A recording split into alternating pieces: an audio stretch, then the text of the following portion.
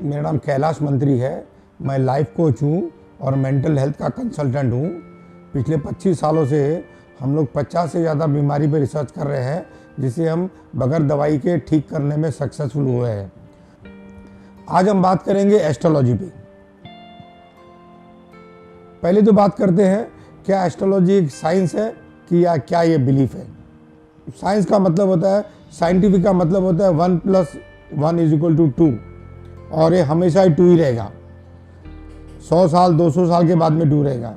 क्या एस्ट्रोलॉजी को हम ऐसे ही बोल सकते हैं कि जो प्रिडिक्शन किया है वो 100% सही रहेगा?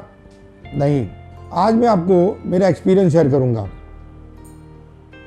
फिर भी जिसको मानना है माने।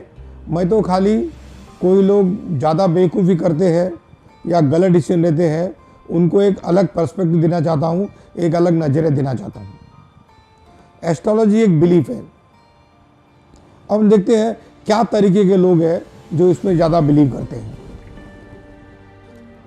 जिसमें कॉन्फिडेंस की कमी होती है, जिसका लो सेल्फ एस्टीम होता है, जो फियरफुल पर्सन होता है, जो ज़्यादा भगवान में बिलीव करता है, जो ज़्यादा वीक पर्सनालिटी का होता है,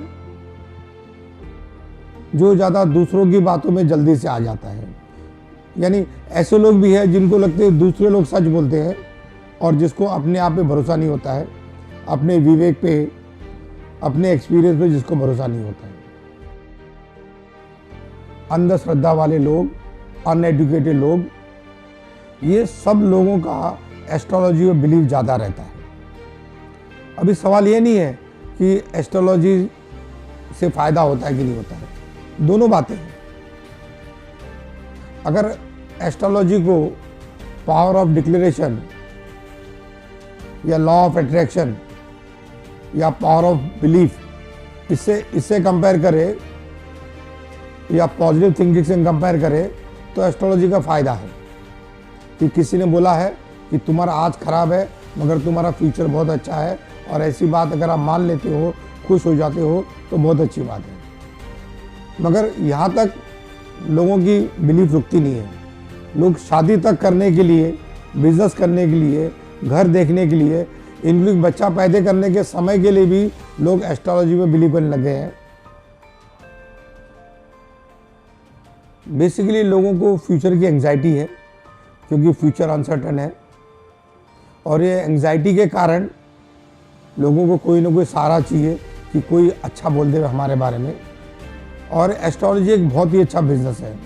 एस्ट्रोलॉजर को मालूम है कि मेरे पास कोई आया है यानी तकलीफ में है, तो उसको बोलता है कि तुम्हारा शुक्र का, शनि का चक्कर है, ग्रहों का चक्कर है, और कुछ पूजा पाठ करानी पड़ेगी और फ्यूचर तुम्हारा सब अच्छा हो जाएगा, सब ठीक हो जाएगा। तो ये सुनने को बहुत अच्छा लगता है कि मेरा फ्यूचर अच्छा है, और इसी के कारण एस्ट्रोलॉजी पे बिलीव हो जाता है। जो एस्ट्रोलॉजी में प्रिडिक्शंस होते हैं, मैं उसके एकदम खिलाफ हूँ। ये सब कैलकुलेशंस हैं, हवा को देखते हैं और प्रिडिक्ट करते हैं। ये कोई एस्ट्रोलॉजी नहीं है, मगर हम इसको भी मानने लग गए हैं। मेरे को याद आ रहा है कि मैं जब छोटा था, करीबन 14-15 साल का, पढ़ाई में बहुत वीक था, मेरी माँ मेरे को एक बहुत बड़े एस्ट्रोलॉजर में लेके गई जिसका बहुत नाम था। उसने मेरे को देखते ही बोल दिया कि ये बच्चा ज़्यादा पढ़ेगा नहीं, और उसको रॉन्ग प्रूव करने की मैंने ठानी। और मैंने इतनी पढ़ाई की, मैं चार्टर्ड अकाउंटेंट, MBA, और वर्ल्ड में इतने ट्रेनर से मिला, इतने गुरुओं से मिला, और इतनी ट्रेनिंग की कि वो एस्ट्रोलॉजर रॉन्ग हो गया। मेरे को एक और इंसिडेंट याद आता है कि मेरे घर पे मेरी मदर इन लॉ ने एक एस्ट्रोलॉजर को बुलाया था, और वो हमारा हाथ रीड कर रहा था। वो मेरा हाथ रीड क्या कर रहा था, धीरे धीरे मैंने उसका फेस रीडिंग कर दिया, क्योंकि मैंने फेस रीडिंग का कोर्स किया है और स्किल है, और मैंने 10 लाख से ज़्यादा लोगों का फेस रीडिंग किया है। तो मेरे फेस रीडिंग स्किल से वो इतना इम्प्रेस हो गया, उसी ने वहाँ से अपने बेटे को फ़ोन किया कि भैया तू कहाँ है, अभी यहाँ पे आ जा, एक फेस रीडर है और वो फेस रीडिंग करके बहुत अच्छा बताता है। तो ये तो स्किल है, इसमें एस्ट्रोलॉजी क्या है।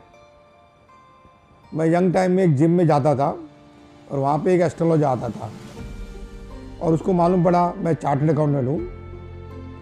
फिर बातों बातों में उसने बताया कि वो एक एस्ट्रोलॉजर है और एक टीवी के चैनल में वो आता है।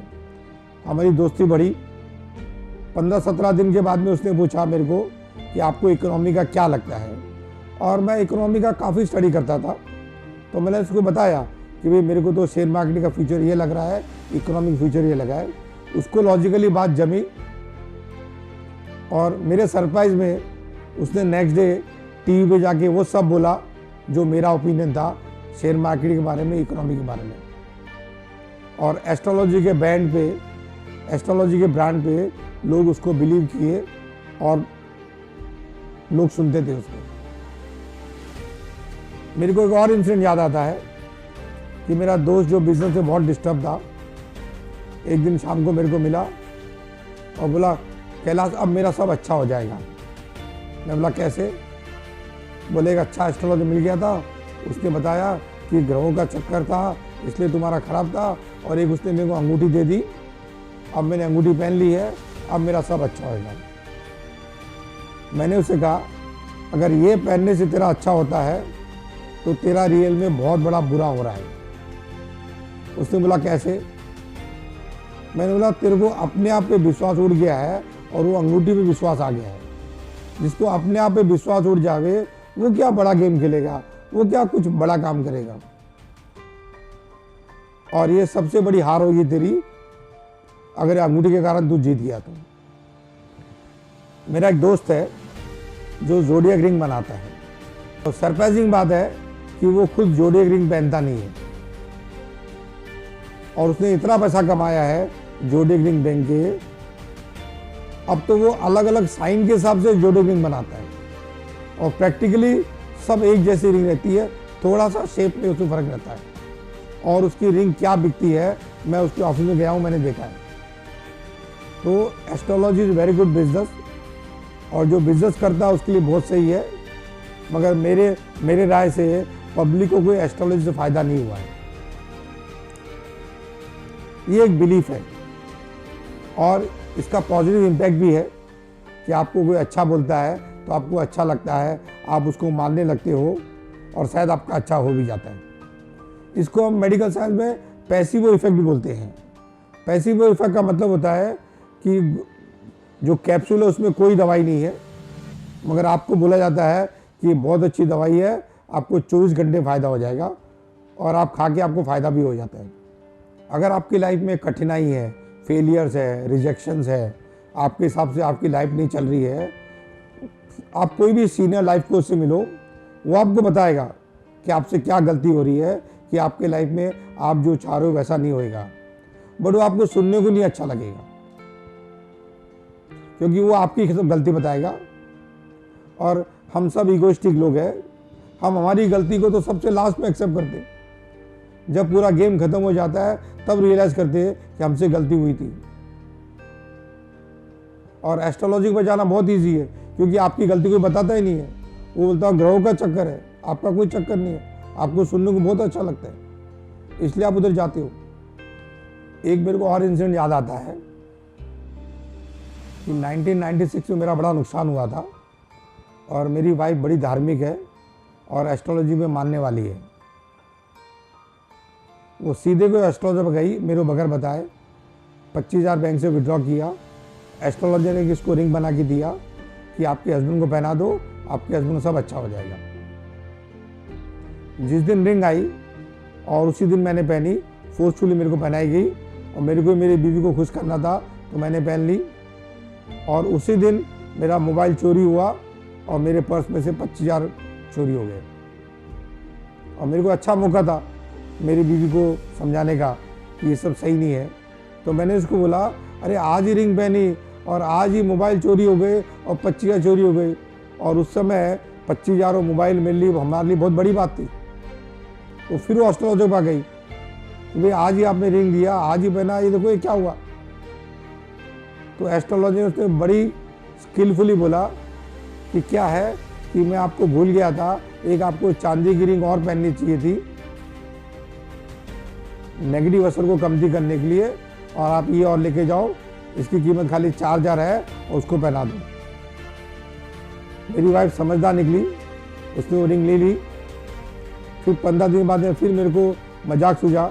मैंने इसको बोला कि भाई ये रिंग तू 25,000 की लेके आई है, ज़रा दूसरी सोने की दुकान में जाके पूछ तो खरी कि इसको बेचेंगे तो कितना मिलेगा। तो गई तो बोला ये तो पत्थर है, इसका 10 रुपये नहीं मिलेगा, और सोना 18 कैरेट का है और इसका आपको इतना, यानी 25,000 की चीज़ 7,000 में बेची हमने। मैं अंत में इतना बोलूँगा कि मेरे को सुन के भी जिनको बिलीव करना है, जिनको बिलीव है एस्ट्रोलॉजी में, वो लोग बिलीव करेंगे, मगर जो फैंस में बैठेंगे मेरा उनसे निवेदन है कि आप इंक्वायरी करो और अंधविश्वास मत करो। मैं एक सक्सेस और ग्रोथ का भी कंसल्टेंट हूँ और मेरे काफ़ी प्रोग्राम इस पे आते हैं। मेरा स्ट्रेस का भी स्पेशलाइजेशन है और मैंने 10,000 से भी ज़्यादा किताब मैं घर पे रखता हूँ, उनको पढ़ता हूँ, और मैं खाली नॉलेज बेस्ड और एक्सपीरियंस बेस्ड बात करता हूँ।